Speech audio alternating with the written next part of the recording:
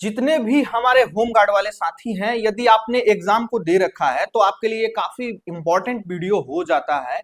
अब इसके बाद की क्या प्रक्रिया है, जैसे कि आंसर की आएगी, फिर रिजल्ट आएगा, रिजल्ट के बाद से आपकी डीवीपीएसटी, फिजिकल, और फिजिकल में क्या होगा, आपको इसमें एक्स्ट्रा मार्क्स भी मिलने वाला है। बहुत सारे लोग कट ऑफ के चक्कर में ही है कि सर कट ऑफ कितना जाएगा, कुछ लोग तो गुमराह करके रखे हुए हैं कि 35-40 पे कट ऑफ चली जाएगी। भाई इसमें भी बहुत सारे बच्चे परेशान हैं, अपनी पढ़ाई लिखाई छोड़ के इसी के चक्कर में लगे हुए हैं कि भाई इसी में हमारा रिजल्ट हो जाएगा।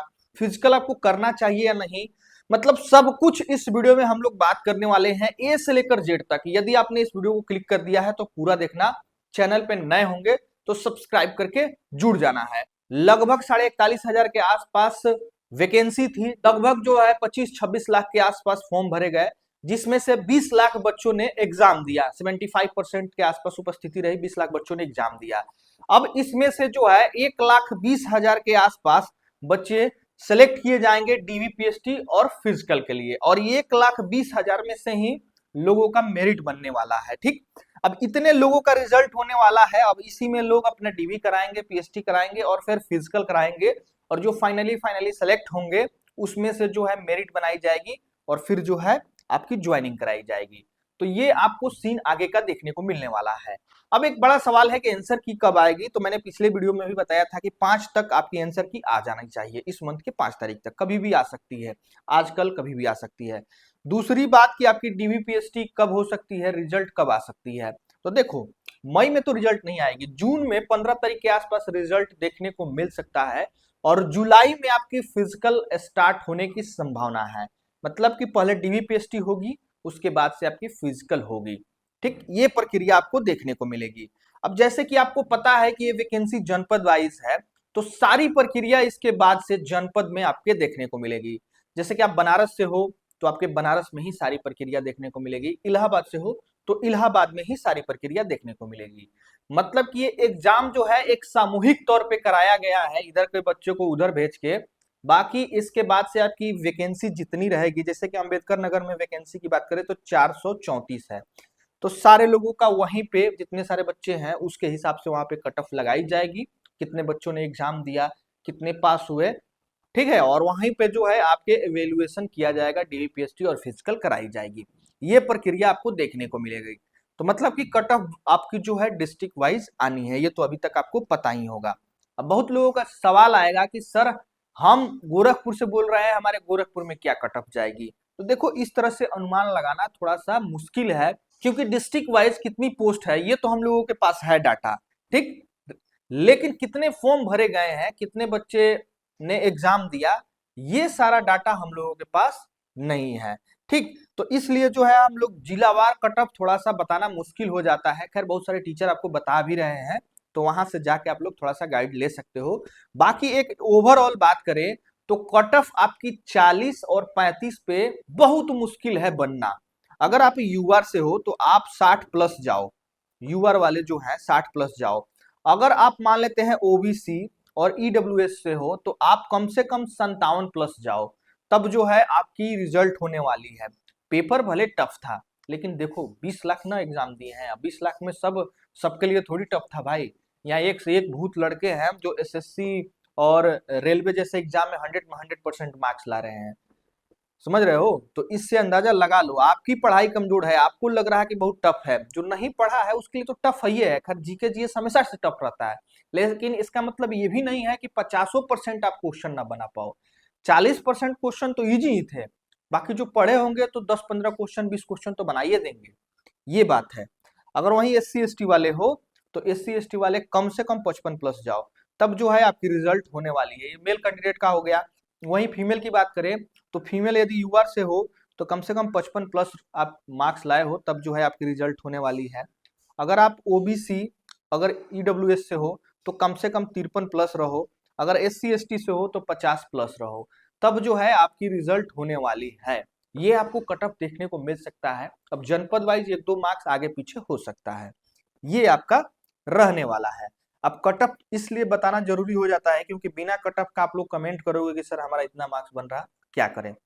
अब देखिए इसके बाद के सबसे इंपॉर्टेंट चीज कि आपसे जो है अधिमानी अहार्ता के बारे में बात किया गया था, फॉर्म भरने से पहले ही आपसे मांगा गया था अधिमानी अहार्ता।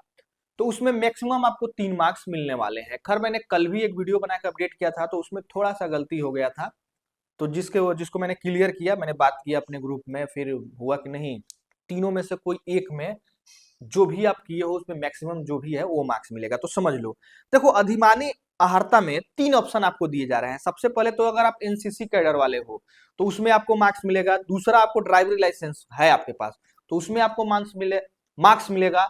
तीसरा आपका है कि अगर आपने कोई आपदा प्रबंधन का ट्रेनिंग लिया है तो उसमें आपको मार्क्स मिलेगा। अब कितने कितने मार्क्स मिलेंगे देखो, अगर आपने एनसीसी का कोई भी सर्टिफिकेट आपके पास है, जैसे ए बी सी, तो अगर सी सर्टिफिकेट है तो 3 मार्क्स मिलेगा, बी है तो 2 मार्क्स, ए है तो 1 मार्क्स मिलेगा, इस तरह से है। ठीक, अगर आपने स्काउट गार्ड का भी ट्रेनिंग लिया है, प्रमाण पत्र है आपके पास, तो आपको 1 मार्क्स मिलेगा। अब इसमें से अगर मान लेते हैं कोई स्काउट गार्ड भी किया है, कोई एनसीसी भी किया है, तो इस स्थिति में जो भी आपका मैक्सिमम होगा, ठीक, वो आपको मार्क्स दिए जाएंगे। जैसे कि आपने एनसीसी का सी सर्टिफिकेट लिया है और फिर स्काउट गार्ड का भी ट्रेनिंग लिया है, तो इस स्थिति में आपको सी सर्टिफिकेट वाली जो मैक्सिमम 3 मार्क्स है वो आपको दे दिया जाएगा। ठीक, इसके बाद से आपदा मित्र का ट्रेनिंग अगर कोई लिया है तो उसको भी 3 मार्क्स दिया जाएगा। 7 से 10 दिन का ये ट्रेनिंग होता है, अगर आप ले लेते हो। नेचुरल डिजास्टर जब होता है तो फर्स्ट असिस्टेंट देने के लिए नॉर्मल लोगों को, पब्लिक को जो है ट्रेनिंग दिया जाता है, मैंने खुद ले रखा है। तो उस स्थिति में अगर आपके पास वो प्रमाण पत्र है तो आपको 3 मार्क्स दिए जाएंगे। ठीक, उसके बाद से अगर आपके पास ड्राइवरी लाइसेंस है, एलएमबी है या एचएमबी है तो 1 मार्क्स दिए। अगर ये सब कुछ आपके पास है तो मात्र आपको 3 मार्क्स मिलने वाले हैं। अब यहाँ पे क्वेश्चन लोग कर रहे हैं कि सर ये मार्क्स कब जुड़ेगा? मेरे भाई, अगर आपने फॉर्म भरते समय ही यस नो कर दिया है तो उसी समय आपको ये मार्क्स दे दिए जाएंगे। अगर आपने तीनों चारों किया है, यस नो किया है, तो उसमें देखा जाएगा कि मैक्सिमम आपका क्या बन रहा है, तो उसमें आपको 3 मार्क्स अगर बन रहा मैक्सिमम तो आपके ऐड कर दिए जाएंगे। फिर आपका रिजल्ट निकाला जाएगा और जब आपकी डीवीपीएसटी होगी तो आपका ये सारी चीजें जांच की जाएगी।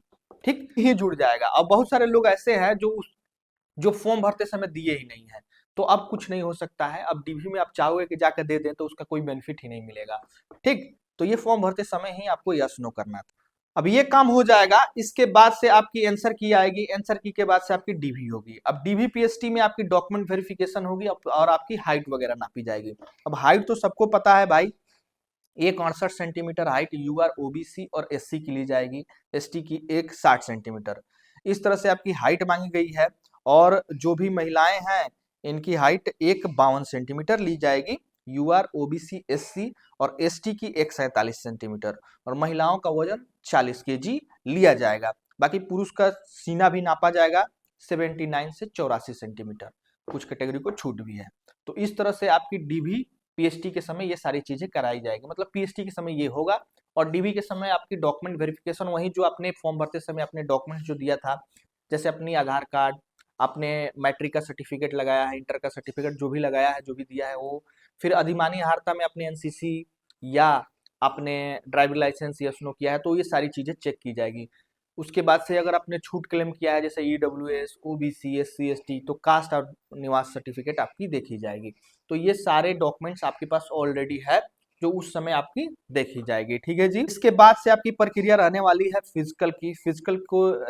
फिजिकल के बारे में सभी को पता है, मात्र एक एक्टिविटी है, वो भी सिर्फ रनिंग। 4.8 किलोमीटर की रनिंग 28 मिनट में करनी है। दरोगा वाली रनिंग है भाई मेल कैंडिडेट को, और वहीं फीमेल जो है 2.4 किलोमीटर की रनिंग 16 मिनट में करनी है। फिजिकल सिर्फ आपकी क्वालिफाइंग है, आपकी मेरिट आपके रिटर्न पे बनाई जाएगी। जब आपकी फिजिकल हो जाएगी, इसके बाद से आपकी फाइनल मेरिट निकाली जाएगी। फाइनल मेरिट में जितने सारे बच्चे हैं सबको रखा जाएगा और फिर उनकी कराई जाएगी मेडिकल और ज्वाइनिंग। तो ये सारी प्रक्रिया आपकी रहने वाली है। अब इस वीडियो में मैंने आपको कंप्लीट जानकारी दिया है, तो एक प्रॉपर गाइड बनाइए और उस हिसाब से अपनी तैयारी में लगिए। अब किनको जो है फिजिकल की तैयारी करना चाहिए वो मैंने कट ऑफ बता दिया है, लेकिन इसके पहले भी एक कंडीशन है। कंडीशन ये है कि यदि आपकी कांस्टेबल का एग्जाम नहीं है तो आप फिजिकल की तैयारी करिए।